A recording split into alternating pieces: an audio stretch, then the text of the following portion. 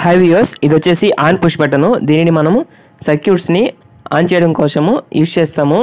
ఇది ఎన్ఓలో ఉంటుంది. ఎన్ఓ అంటే నార్మల్లీ ఓపెన్ పొజిషన్లో ఉంటుంది. ఇప్పుడు మీకు క్లియర్గా చూపిస్తాను చూడండి. ఇక్కడ చూస్తున్నారు కదా, ఈ కాంటాక్ట్స్ అనేవి రెండు ఓపెన్లో ఉన్నాయి.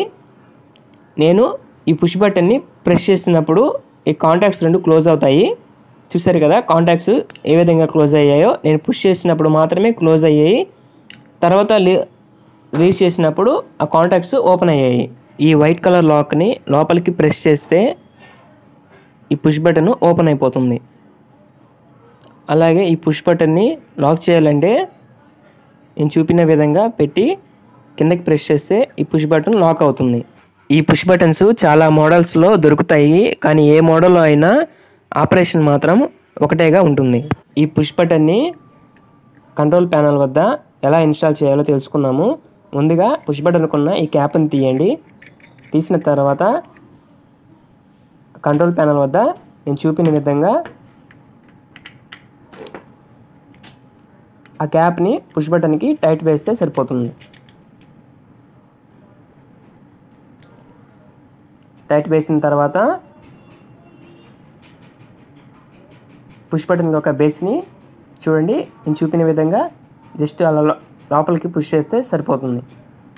పుష్ బటన్ బాగా లాక్ అయింది. ఇప్పుడు మనం పాత పుష్ బటన్కి కనెక్ట్ అయిన కేబుల్స్ని తీసుకొచ్చి ఈ కొత్త పుష్ బటన్కి కనెక్ట్ చేయాలి. గ్రీన్ కలర్ పుష్ బటన్ని మనము ఆన్ చేయడం కోసం యూజ్ చేస్తాము. అలాగే రెడ్ కలర్ పుష్ బటన్ని మనము ఆఫ్ చేయడం కోసం యూజ్ చేస్తాము. ఈ ఆన్ పుష్ బటన్ వచ్చేసి నార్మల్లీ ఓపెన్ పొజిషన్లో ఉంటుంది. అలాగే స్టాప్ పుష్ బటన్ వచ్చేసి నార్మల్లీ క్లోజ్డ్ పొజిషన్లో ఉంటుంది. పాత పుష్ బటన్ 23 నెంబర్ దగ్గర కనెక్ట్ అయిన కేబుల్ తీసుకొచ్చి కొత్త పుష్ బటన్ 23 నెంబర్ దగ్గర ఇస్తున్నాను.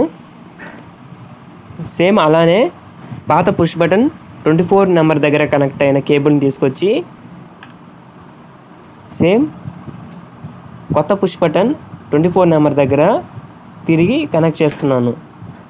చూడండి వ్యూయర్స్, కనెక్షన్స్ ఇచ్చేటప్పుడు లూజ్ కనెక్షన్స్ లేకుండా చూసుకోండి, ఎందుకంటే షార్ట్ సర్క్యూట్ జరిగే అవకాశం ఉంటుంది కాబట్టి.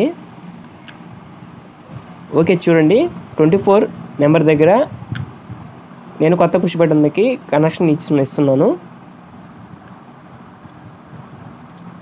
ఓకే వ్యూయర్స్, ఆన్ పుష్ బటన్కి కనెక్షన్స్ ఎలా ఇచ్చానో అర్థమైంది కదా, అలాగే ఇన్స్టాలేషన్ కూడా అర్థమైంది కదా. వీడియో నచ్చితే లైక్ చేసి సబ్స్క్రైబ్ చేసుకోండి. Thank you.